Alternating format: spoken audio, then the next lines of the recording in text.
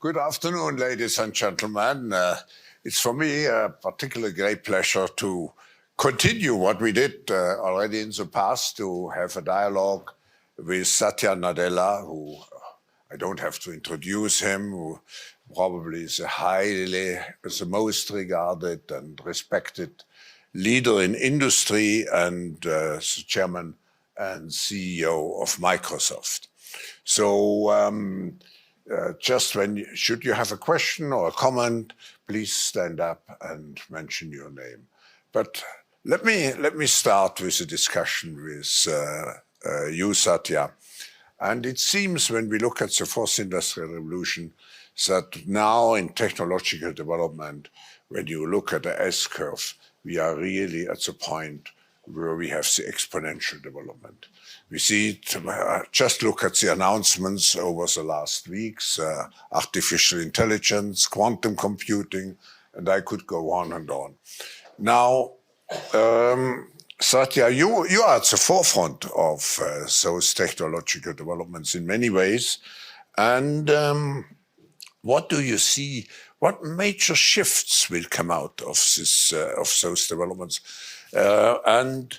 What will be the final result of all those dynamics?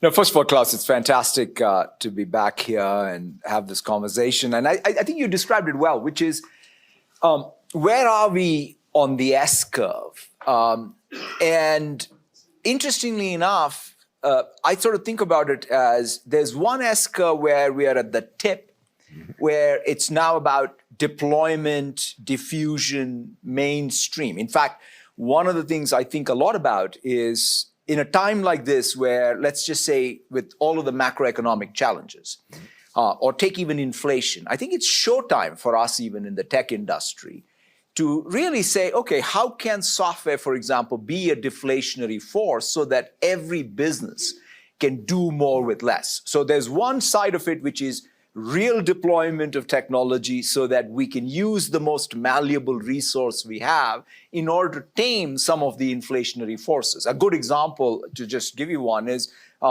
there's a,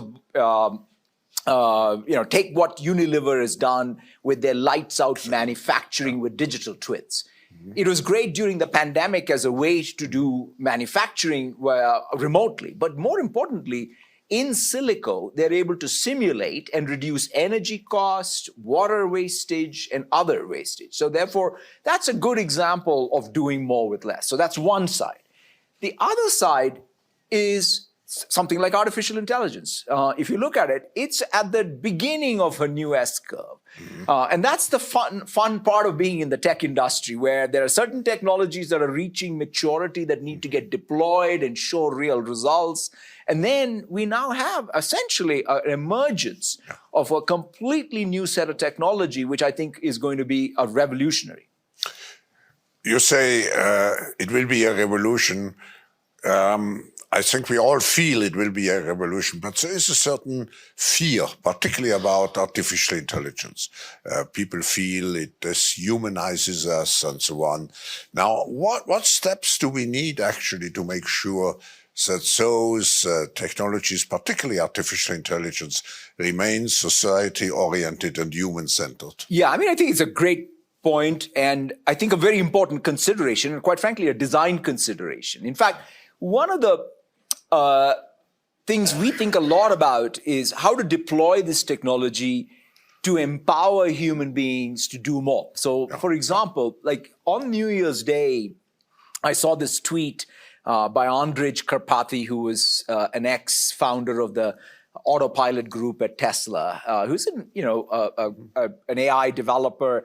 And so he sort of referenced perhaps the biggest product that made a difference in his life in the last 12 months was the GitHub Copilot we had launched last year. So here's a software developer using tools and saying, now GitHub Copilot is generating 80% of his code. So that doesn't mean Andrej is not writing new code and being at his creative best. It just so happens that now he has 80% leverage in doing what he's doing. He's still the pilot. He does have a co-pilot.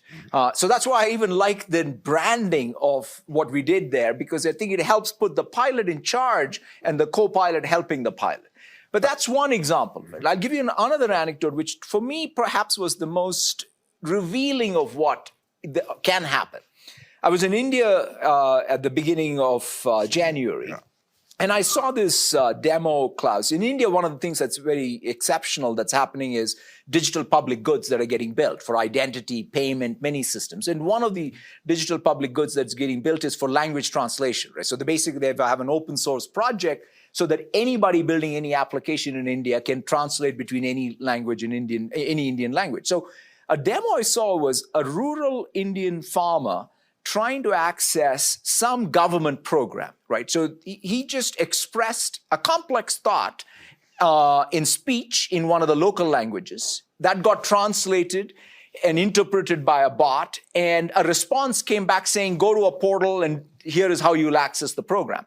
He said, look, I'm not going to go to the portal. I want you to do this for me. And it completed it. And the reason why it was able to complete it was because a developer building it had taken GPT and trained it over all of the Government of India documents and then scaffolded it with this speech recognition software. So think about what that meant, right? That basically meant that a large model, a foundational model that was developed in the West Coast of the United States a few months before, had made its way to a developer in India who then sort of added value to it to make a difference in a remote villager's life. And I've never seen that type of diffusion. To your point about the Industrial Revolution, Klaus, I would say, we're still waiting for the Industrial Revolution to reach some large parts of the world 250 years after. The internet maybe took 30 years. Maybe the cloud and mobile took 15 years. And now I think we're talking months, which to me, I think is perhaps the benefit. Doesn't mean, to your core question, we shouldn't take something like AI safety as a core consideration right, at the design time. And so therefore, even when we launch these APIs, which we did this week, one of the key things is the APIs have safety built into it for harmful content or the context in which they're used. So a lot of work needs to go into it still, but we think of both the unintended consequences and the benefits both being something that we harness. So you feel that GPT and similar technology will become very fast, penetrating our lives, business lives, but also personal lives? Yeah, I think about, we all remember in 2007, 2008, the birth. So that was the last time I would say we had major platforms being born, right? The mobile platform and the cloud platform. And, in the last 15 years, they've gone mainstream. We're still, I would say, still in the throes of its penetration, but it's significantly understood that this technology is making a real difference. I think that the AI piece and this particular generation of AI is showing that type of, I would say, platform shift. And just to kind of give you an intuition, Klaus, as to what exactly happened. Like, why are we talking about AI in January of 23? After all, we were talking about it last year, but there seems to be, even I had not expected, if you had asked me last month coming to F, would I be talking about AI this much? But it turns out that, even the ChatGPT moment has, I think, captured people's imagination. But we started the work with OpenAI, I would say 3.5 years ago, when we started building the AI supercomputer in Azure to train these large models. So, in fact, the workload or this particular form of AI requires a complete rethink even in the system architecture of the computing infrastructure. And we did that hard work and trained these models. And when you look at GPT-3 to 3.5 to what's coming, these are non-linear developments. So they're showing emergent capability. And I'm not saying this is the last model architecture innovation. There'll be more to come. But the fact is that these things by themselves are becoming platforms that I think truly can make a difference. Let's see, with the audience, I raise a question. Who of you has made already his own personal experience with GPT? It's unbelievable. It shows the sophistication of the audience.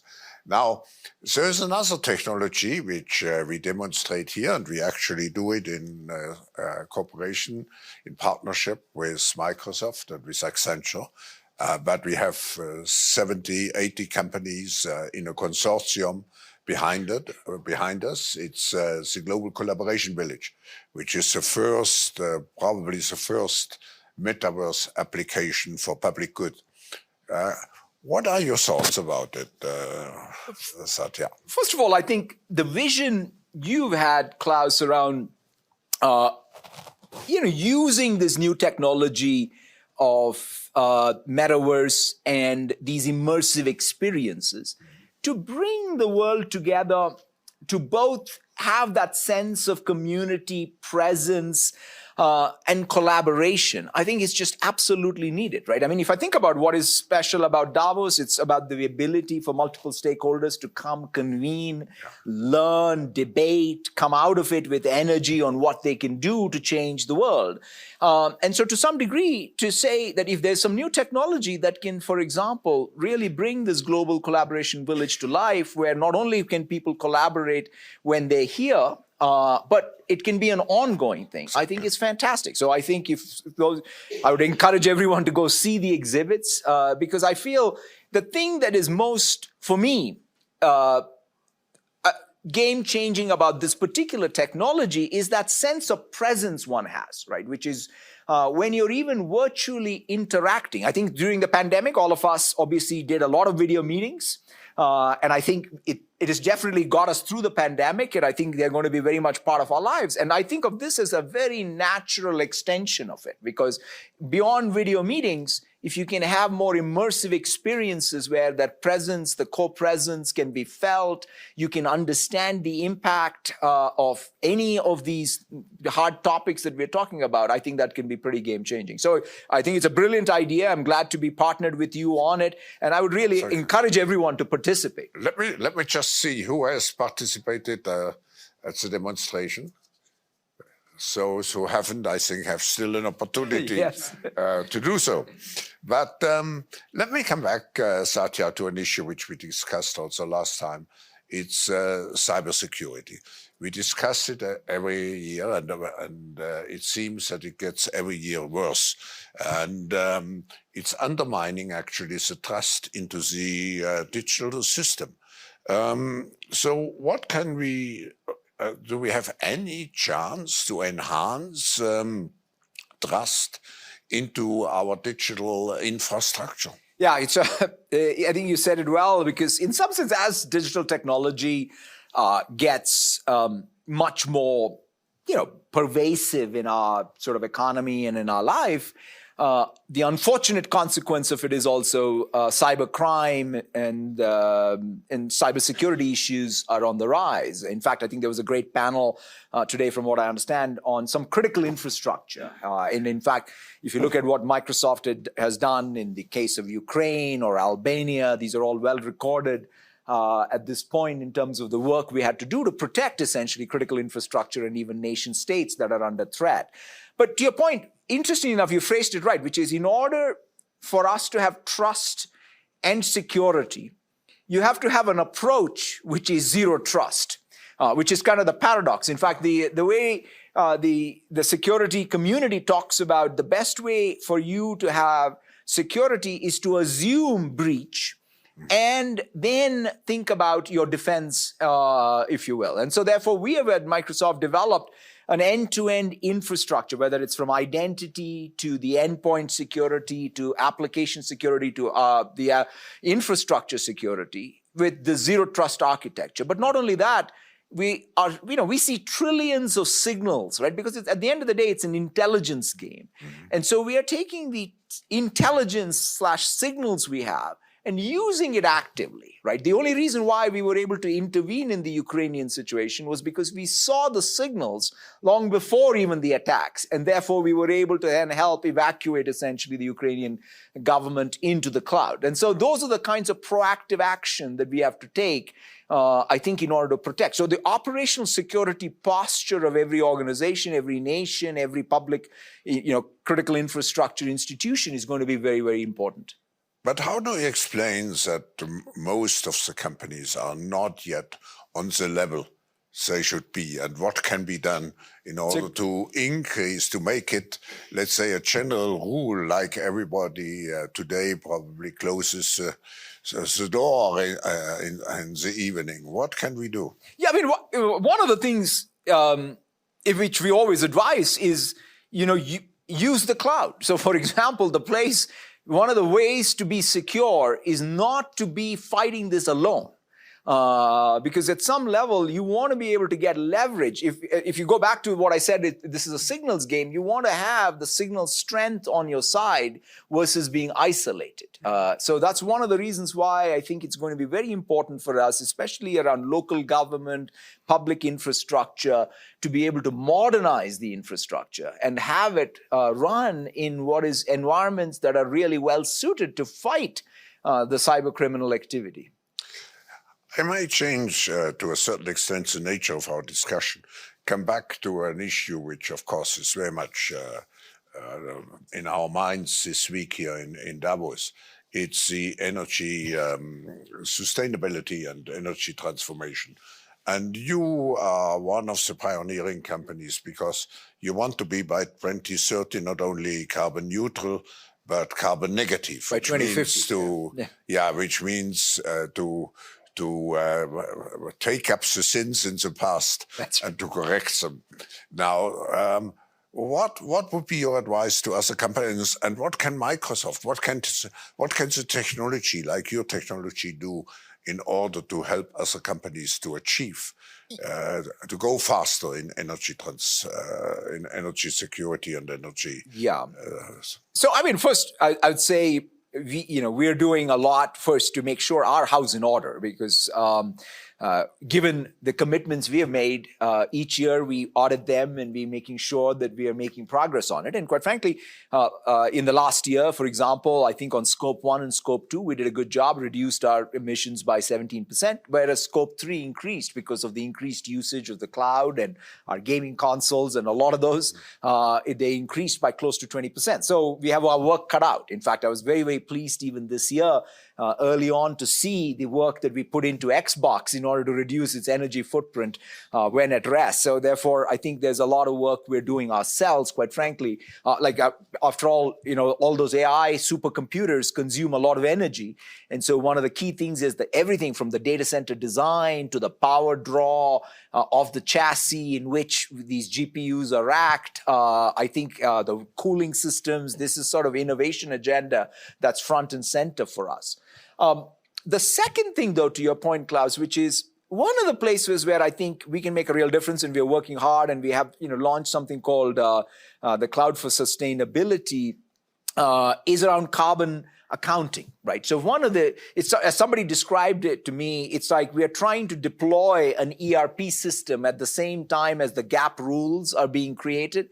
And so you need an approach even to how one does carbon accounting that is more flexible and keeps up with all the data that's coming in. And so we have a software system with many partners.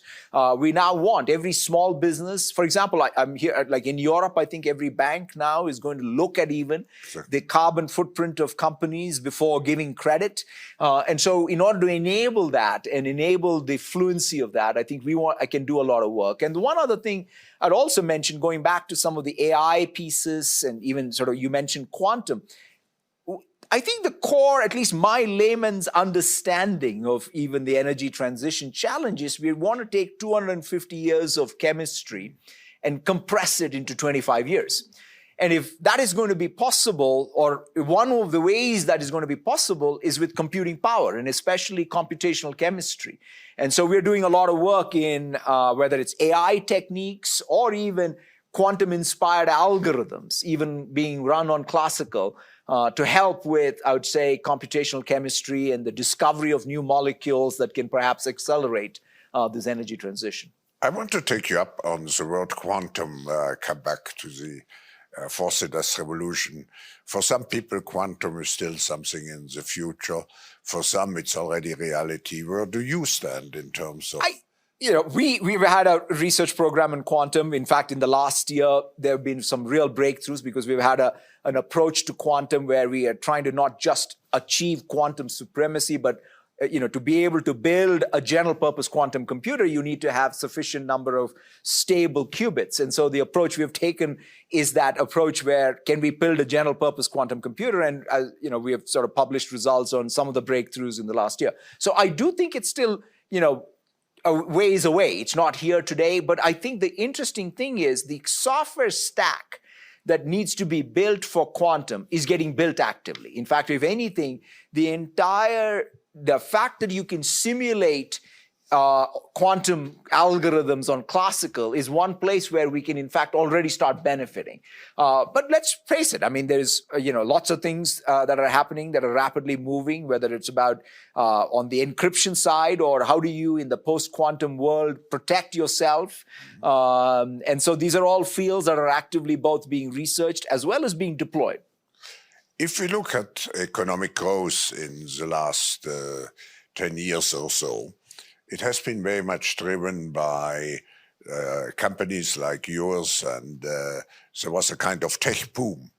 And now, lately, we have seen the news about layoffs. And does it mean that the existing business model on which the tech industry was based is coming to an end and has to be replaced by a new model? Yeah, I mean, I would say there are two things, right? One is, I look at it in two ways. One is the overall economic growth in the world, because at the end of the day, all of us are governed by what is happening in the world, inflation adjusted in terms of economic growth. So because no one can sort of defy gravity, and the gravity here is inflation adjusted economic growth.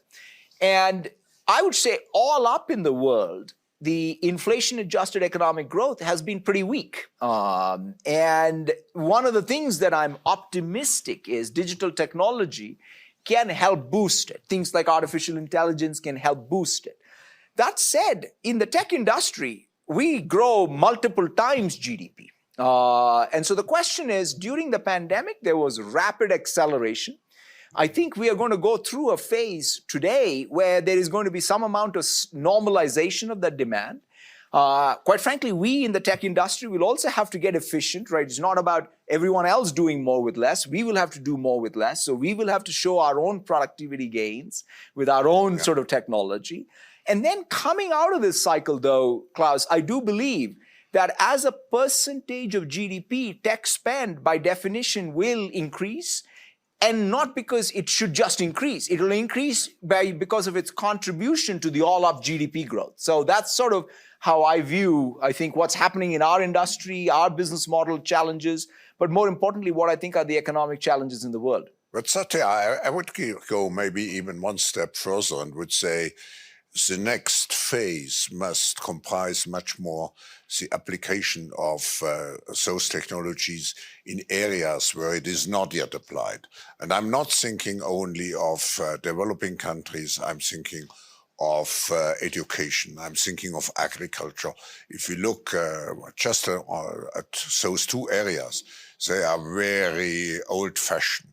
So there's a large, let's say, opportunity for those technologies to penetrate much better the overall economy. Would you agree? Absolutely. It's a very important observation because in some sense, what you're pointing out is also economic growth is not just economic growth. It's got to be equitable economic growth that is spread by geography, by sector, by segment. It's not about just large businesses, but it's about large and small businesses. It's about public sector institutions. And that, I think, is the crux of it, right? I think in this next phase of globalization even, I think when we talk about economic growth, we'll have to think about it at the core, like what's the equity of that economic growth and how is it being spread?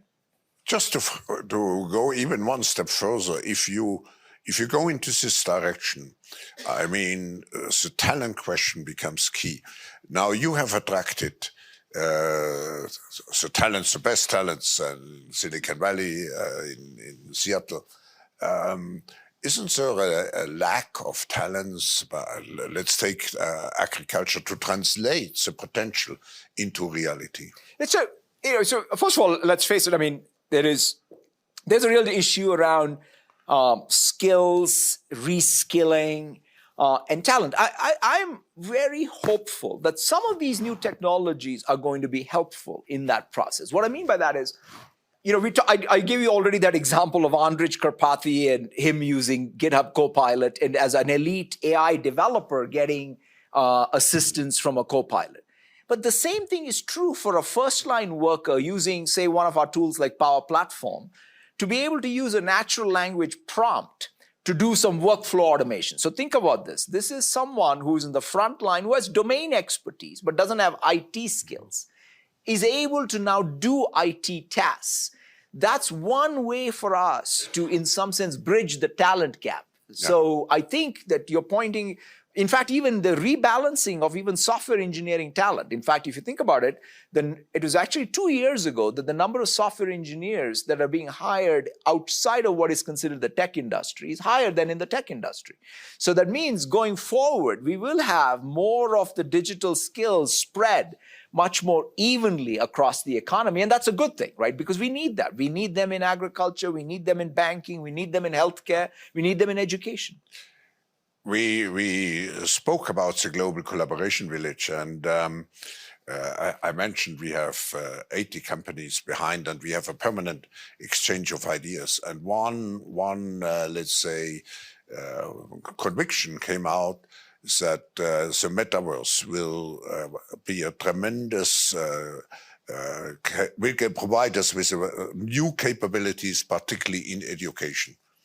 Would you agree? 100%, because in some sense, if you look at, there are two, in fact, if you sort of combine the two technologies that I think people are talking about, take metaverse and take AI. Yeah. If you put these two things together, what does that mean? Like, it means that you can now help people learn with other people together, collaborate across space and time, yeah. And most importantly, something like a co-pilot being there to help even diagnose the conceptual mistakes a student is making right when they make it, and then help them overcome that. I think this notion of collaboration and learning together is where I think we can make a real leap forward. I think one of the reasons why, let's say, this annual meeting is a success is not only working together, but it's the serendipity effect. But if you do it in the virtual world, let's say again in the Global Collaboration Village, you can build in the serendipity with artificial intelligence into the system. So you know exactly who is the best in order to help you to solve your own problem. That's right. That's right. In fact, one of my favorite features, even in in the products we've recently built, is whenever you want to research a topic, yeah. It doesn't just tell you the answer to the topic, but it tells you the people that you should connect with. And exactly. That ability to know whom to talk to learn more as something that is, I think, as important as learning more. And you can build it in. That's right. Now, we're running out of time, but I would like to come back to one question which we also touched upon last time. It is the future of work. And there's a lot of discussion about remote work. And I think you and your company has been very, let's say, engaged into discussions about this issue. What is your learning from those discussions, and what are your recommendations? I think that the key observation I'd make is we're still learning, because there's been real structural change. I don't think we can just say we'll go back to 2019, nor can we say we're going to live like as if it is 2020, if you will. So therefore, there is real new patterns of work emerging. There are three trends that we are observing, Klaus, which I think are, to me at least, are guiding even our own set of decisions. So the first is, there is what I'll characterize as this productivity paranoia, right? Which is every leader thinks that somehow they're not being productive, but there is everybody who's working in the organization feels burnt out. So there is that debate as to who is true and what is the truth. And so therefore, I would say more data, less dogma will be a good way to sort of end that debate. And in other words, at the end of the day, organizations have to be productive. There's no question. The outcomes matter. And the question is, instead of being dogmatic about the way to achieve the outcome, we should sort of focus on the outcome and then rediscover perhaps new patterns of successful work. So that's one. The second thing I would say is we're also learning that people come for other people, not because somebody set policies. So people don't come for policy, but people will come for people. And if you buy that, then I think we all have to even learn many new soft skills, right? Convening, calling a meeting versus convening an event. Two different things, because you set, like when you do convene an event, you set so much more context, you market it, you help people have a successful event. Whereas meetings, sometimes you go in unprepared, you don't worry about what the consequences of that are and what have you. So I think we all have to learn, be much more deliberate, learn a lot of soft skills so that people-to-people connections are really forming, because that's, I think, very important for social capital. The last thing I'd even say is, it will be very important for us not to take for granted that the people who work in our organization are all connected to the company's mission or the organization's mission. And so re-recruiting, training. In fact, one data point we observed is unless and until people feel fulfilled in their jobs in terms of new skills that they're acquired, they're not going to have loyalty to the organization.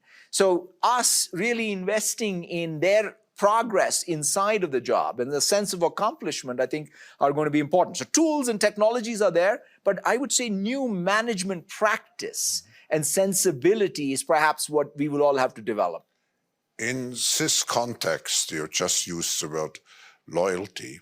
How would you describe loyalty of an employee towards Microsoft?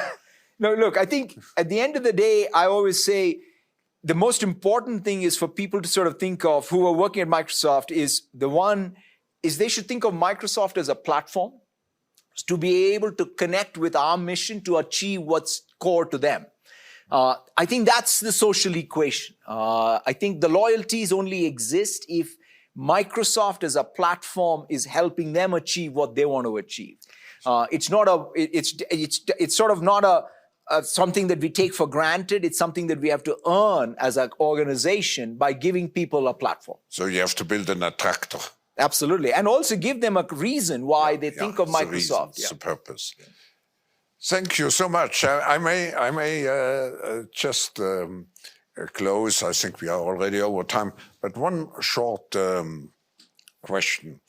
I met so many leaders, and you may have seen in the agenda, I wrote a small article about how I define leadership. And I said leadership is a combination of soul, brain, heart, muscles, and nerves. The soul standing for purpose, the brain standing for professionalism, the heart standing for passion, and the muscles for implementation capability and good nerves you need today. And I think we just have seen a leader who combines all those 5 dimensions. So thank you very much. Thank you so much.